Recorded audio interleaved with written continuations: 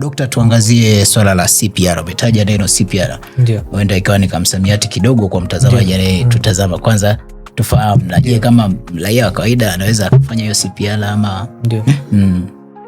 Kwanza CPR ni kitu ambacho ni neno fupi kwa ajili ya cardiopulmonary resuscitation, CPR. Yeah. Kwa hivyo ni kwa lugha ya kawaida ni kwamba mtu moyo wake umesimama na anahitaji kusaidika ili moyo upampu.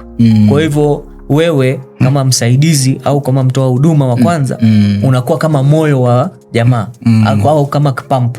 Kwa hivyo unafanya kitu tunaita CPR, ambayo unaweka mikono juu ya kifua ya mgonjwa na unabonyeza au unaminya, yani kwa nguvu kidogo. Yani wewe ndio unakuwa moyo sasa. Kwa hivyo unaiforce ile moyo ipress. Okay. Yeah. Katikati ya kifua na mgongo. Kwa hivyo moyo unakuwa pressed ili damu ipite iende mpaka kwenye ubongo na kwenye figo na sehemu zingine za mwili.